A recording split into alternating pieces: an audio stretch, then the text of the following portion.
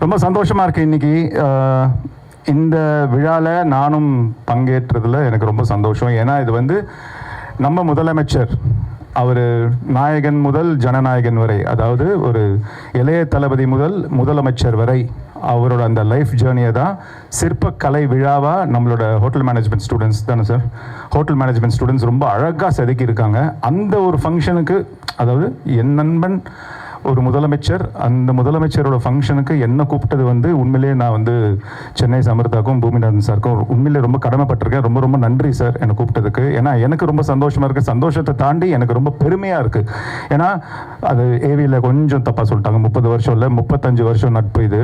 So இந்த 35 வருஷம் நாங்கள் எப்படி ஆரம்பிக்கும் போது என்னெல்லாம் பேசியிருக்கிறோம் அப்படிங்கிறது எங்களுக்கு தான் தெரியும். ஸோ அந்த லாயோலா காலேஜுக்குள்ளே அங்கே தான் எங்கள் நட்பு ஆரம்பிச்சது. அந்த நட்பு ஆரம்பிக்கும் போது எவ்வளோ மனசில் முதலமைச்சர் அப்படிங்கிறது இல்லவே இல்லை. அது தானாக ஜனங்கள் வந்து உருவாக்கி கொடுத்த ஒரு விஷயம். ஜனங்களுக்காக அவர் ஏதாச்சும் செய்யணும்னு நினச்சோம். நிறைய பேர் அவரை விமர்சனம்லாம் பண்ணியிருக்கிறாங்க நடிகனாக ஆரம்பிக்கும் போது. அது எல்லாத்தையும் உடச்சி எல்லாத்தையும் தாண்டி பியூர் டெடிக்கேஷன், டிட்டர்மினேஷன் அப்படின்னு தான் நான் சொல்லுவேன். அதாவது வைராகியம்.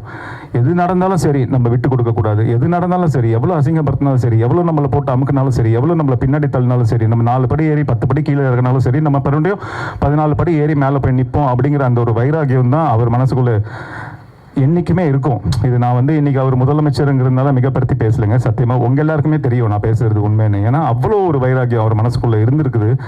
எல்லாத்தையும் தாண்டி அந்த டிட்டர்மினேஷனோட இன்றைக்கி வந்து ஒரு நம்பர் 1 ஆக்டராக, அதாவது திரையுலகமே திரும்பி பார்க்கக்கூடிய, திரையுலகமே வேணும் அப்படின்னு சொல்லக்கூடிய ஒரு நம்பர் 1 ஆக்டராக அவர் வந்து நின்னார்.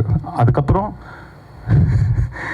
சும்மா இருந்தவரை நோண்டி சொராண்டி பிராண்டி விட்டுட்டு அதுக்கப்புறம் வந்து ஐயோ வயிற்று வலிக்குதேன்னு சொன்னால் என்ன அர்த்தம் சொல்லுங்கள். அதுக்கப்புறம் அவர் வளர்ந்து இன்றைக்கி ஆலமரமாக ஒரு காட்டு மரமாக நிற்கிறாரு. இப்போ யாராலையும் எதுவுமே செய்ய முடியாத நிலைமைக்கு நிற்கிறாரு. ஏன்னா அவர் ஜனங்களுக்கு வந்த 10 நாளே எவ்வளோ விஷயங்கள், நல்ல விஷயங்கள் செஞ்சுட்ருக்காருங்கிறது நம்ம எல்லாருக்குமே நல்லா தெரியும். ஆனால் ஏதாச்சும் தலையாட்டினீங்கன்னா நீங்கள் என்ன ரிசீவ் பண்ணுறீங்கிறது எனக்கு தெரியும், ஓகேவா?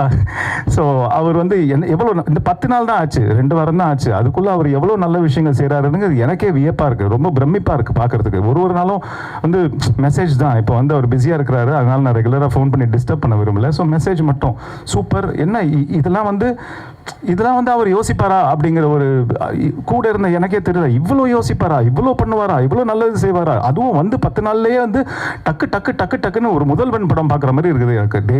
டெய்லி நியூஸ் திறந்தாலே, டிவி ஆன் பண்ணாலே இன்னைக்கு என்ன முதல்வன் என்ன செஞ்சிருக்கிறாரு அந்த மாதிரி தான் எனக்கு ஒரு ஃபீலிங் வருது. தவிர ஒரு முதலமைச்சர் அப்படிங்கிற ஒரு முதலமைச்சர்னா ஸ்லோவாக அப்படியே பிக்கப் பண்ணிட்டு வருவாங்க. இவர் வந்தோன்னா அது ரெடியாக mister Mario please excuse me, I'm sure you don't understand a bit of whatever I'm talking, but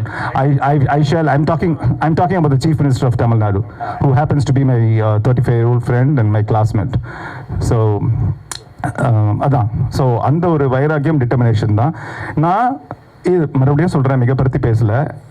ஆனால் இன்னைக்கு ஒரு விஸ்வரூபம் எடுத்து இன்னைக்கு இவ்வளோ தூரம் வளர்ந்து இத்தனை ஸ்டூடெண்ட்ஸை படிக்க வச்சு, இத்தனை ஸ்டூடெண்ட்ஸ்க்கு வெளிநாட்டில் வேலை வாங்கி தந்து, இத்தனை ஸ்டூடெண்ட்ஸ்க்கு வந்து வெளிநாட்டுக்கு போனால் ஒரு அங்கீகாரம் கிடைக்குதுன்னா அதுக்கு காரணம் சென்னை சமர்த்தா தான். அதுக்கு காரணம் சாரோட வைராக்கியமும் அவரோட குரோத்தும் அவரோட கடவுள் நம்பிக்கையும் தான். அந்த கடவுள் வந்து அவர் கூடவே இருக்கிறாருன்னு நான் நம்புகிறேன். ஏன்னா இத்தனை ஸ்டூடெண்ட்ஸை படிக்க வச்சு அந்த பெற்றவங்களோட கனவை அவர் நிறைவேற்றுறாருல்ல, அப்போ அந்த பெற்றவங்களோட பிளெஸ்ஸிங் எல்லாமே இங்கே வரும்ல. கண்டிப்பாக அது ரொம்ப முக்கியம் நம்ம வாழ்க்கையில். பெரியவங்களோட பிளெஸ்ஸிங்ஸுங்கிறது நம்ம வாழ்க்கையில் ரொம்ப ரொம்ப முக்கியம். நம்ம தான் பெரியவங்க, நம்மளை விட யார் பெரியவங்க நம்ம நினச்சிட்டோன்னா அன்றைக்கே நம்ம கீழே விழுந்துட்டோன்னு அர்த்தம். அது வந்து இப்போ சார் பெரிய ஆள் தான் சொசைட்டியில், நிறைய காலேஜ்லாம் வச்சிருக்கிறாரு, நிறைய ஸ்டூடெண்ட்ஸை படிக்க வைக்கிறாரு தான். ஆனால் அங்கே ஒரு சாதாரண ஒரு ஏழை பேரண்ட் வந்து மனசு குளிர்ந்து அந்த தம்பி நல்லா இருக்கணும் அப்படின்னு யோசிச்சாலே போதும், இங்கே 10 மடங்கு அந்த பிளெஸிங் வரும். அந்த மாதிரி ஒரு பிளெஸிங் தான் இவருக்கு நாளுக்கு நாள் வந்து கிட்டத்தட்ட எத்தனையோ 1000 பேரண்ட்ஸ் கிட்டேருந்து வந்துட்டு இருக்குதுன்னு அப்படின்னு நான் நம்புகிறேன். ஸோ எப்படி அந்த முதலமைச்சர்கிட்ட நான் அந்த ஒரு வைராகியமும் டிட்டர்மினேஷனும் பார்த்தனோ அதே தான் நான் இங்கேயும் பார்க்குறேன். இன்னைக்கு அவரோட ஹோட்டல் மேனேஜ்மெண்ட் ஸ்டூடெண்ட்ஸ் வந்து அந்த சிற்ப கலை விழா நான் சொன்ன மாதிரி முதலமைச்சரோட குரோத்தை வந்து ஆரம்பத்துலேருந்து இன்னைக்கு வரைக்கும் உள்ளதை சிற்பமாக செதுக்கி உங்கள் முன்னாடி ப்ரெசென்ட் பண்ண போகிறாங்க. இது வந்து ஸ்டூடெண்ட்ஸோட உழைப்பு, கிட்டத்தட்ட ரொம்ப நாள் உழைப்பு இது. அதனால தயவு செய்து எல்லாரும் அதை அழகாக கேப்சர் பண்ணி அதை அழகாக ப்ரொமோட் பண்ணணும் அப்படின்னு நான் ரொம்ப தாழ்மையோடு கேட்டுக்கிறேன். ஏன்னா அது வந்து அந்த ஸ்டூடெண்ட்ஸோட உழைப்பு மட்டும் இல்லை, கம்ப்ளீட் இங்கே இருக்கிற சென்னை சமர்த்தாவில் இருக்கிற ஃபேக்கல்ட்டி, பூமிநாதன் சார் ஃபேக்கல்ட்டின்னு ஸ்டாஃப், இவங்க எல்லாரோட உழைப்பும் அதில் இருக்குது. இது எல்லாத்தையும் தாண்டி அந்த பெற்றவங்களோட கனவு அதுக்கு பின்னாடி இருக்குது. என் பசங்க அன்றைக்கி கஷ்டப்பட்டு ஒரு விஷயம் செஞ்சுருக்கிறாங்க. எப்போ ஃபோன் பண்ணாலும் சிற்பம், அது அந்த வேலையாக இருக்கிற அம்மா, அந்த வேலையாக இருக்கிற அப்பா, அந்த வேலையாக இருக்கிற தாத்தா, அந்த வேலையாக இருக்கிற பாட்டின்னு சொல்லியிருப்பாங்க. ஸோ இதை என்ன தான் வேலை செஞ்சான் அப்படிங்கிறத வந்து அந்த பேரண்ட்ஸுக்கும், அந்த கிராண்ட் பேரண்ட்ஸுக்கும், அந்த அக்காங்களுக்கும், அந்த தம்பிங்களுக்கும், அந்த தங்கச்சிங்களுக்கும் கொண்டு போய் சேர்க்க வேண்டியது வந்து உங்களோட கடமை. உங்கள் வீட்டு பிள்ளைகளாக நினச்சி இது நல்லா ப்ரமோட் பண்ணி கொடுங்க. ரொம்ப ரிக்வெஸ்ட் பண்ணி கேட்டுக்கிறேன். மேடம் ஃபாஸ்ட்டாக பேசணுமா? நான் பேசுகிறேன், பேசும்போது யாரும் கை தட்டக்கூடாது. ரொம்ப சந்தோஷமாக இருக்கும்ல? பேசி முடிச்சிட்ட பிறமும் கை தட்டக்கூடாது. இன்னும் சந்தோஷமாக இருக்கும்ல? நான் பேசிகிட்டு இருக்கும் போதே கை தட்டணும், ஓகேவா? அப்போ தான் எதுவுமே புரியாது. ரெடியா? அடிக்கடி சொல்கிற விஷயந்தான், ஆனால் இது சென்னை சாம்பிரதாக்க கரெக்டாக சிங்க் ஆகும்னு நான் நம்புகிறேன். பேசலாமா? அண்ணே என்னண்ணே எங்கண்ணே வந்திருக்கோம்? நம்ம யாராச்சும் தவறிட்டாங்களா? நல்ல விஷயத்துக்கு தானே வந்திருக்கோம். சந்தோஷமாக இருக்குண்ணே, சந்தோஷமாக சொல்லுங்கள். ஆரம்பிக்கலாமா? தோற்றங்களை மாட்டி பல மாற்றங்களை கொண்டு நாளும் பகுதி பல நாட்களை தாண்டி கலைகளை தாண்டி எதிரிகளை எதிர்கொண்டு பல எதிர்பார்ப்புகளோடு இருக்கும் நம்ம சென்னை சமர்த்தாக்கு தோல்வியுமில்லை, துயரமில்லை, தோழனாக நின்று தோல் கொடுப்பீங்க நம்பிக்கையோடு விடைபெறுகிறேன். மீண்டும் உங்களை அடுத்த மேடையில் சந்திக்கும் வரை உங்களிடம் விடைபெறுவது சஞ்சீவ். ஏதாவது புரிஞ்சுதா? ஏதாவது கொஞ்சமாவது புரிஞ்சுதா? தோற்றங்களை மாற்றி பல மாற்றங்களை கொண்டு நாளும் பகிர்ந்து பல நாட்களை தாண்டி எதிரிகளை தாண்டி பல எதிர்பார்ப்புகளோடு இருக்கும் நம்ம சென்னை சமர்த்தாக்கு தோல்வியும் இல்லை, துயரமும் இல்லை, தோழனாக நின்று தோல் கொடுப்பீங்கிற நம்பிக்கையோடு விடைபெறுகிறேன்.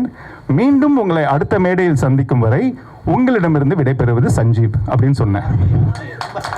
இப்போ சொல்ற புரியுதான்னு பாருங்க. தோற்றங்களை மாட்டி பல மாற்றங்களை கொண்டு நாளும் பகுதி பல நாட்களை தாண்டி கலைகளை தாண்டி எதிரிகளை எதிர்கொண்டு பல எதிர்பார்ப்புகளோடு இருக்கும் நம்ம சென்னை சமரத்துக்கு தோல்வியும் இல்லை, துயரமும் இல்லை, தோழனாக நின்று தோல் கொடுப்பீங்கிற நம்பிக்கையோடு விடைபெறுகிறேன். மீண்டும் உங்களை அடுத்த மேடையில் சந்திக்கும் வரை உங்களிடமிருந்து விடைபெறுவது சஞ்சீவ். ஓகேவா?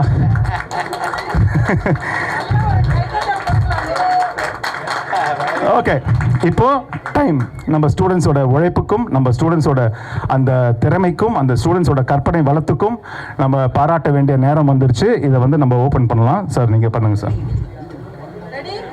அண்ணா நீங்கள் ரெடியா? அண்ணா நான் மறைக்கிறேண்ணா, மறைக்கிறேன் இல்லை இவருக்கு மறைக்கிறேன். ரெடியா?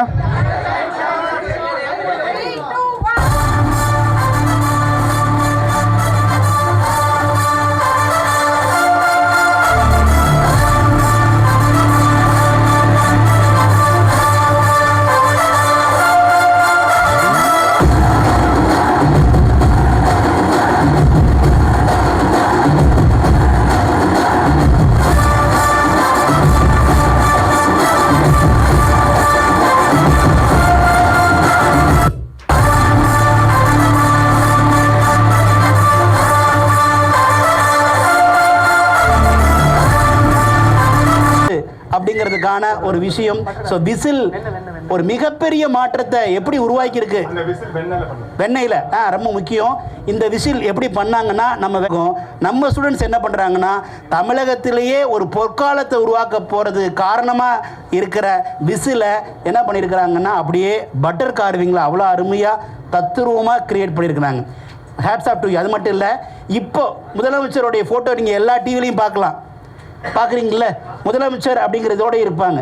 அந்த photo chief minister of Tamil Nadu.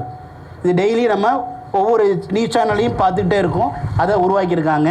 So நீங்கள் எந்த படத்தை நீங்கள் மெஷர் பண்ணாலும் நீங்கள் இங்கே தாராளமாக பார்க்க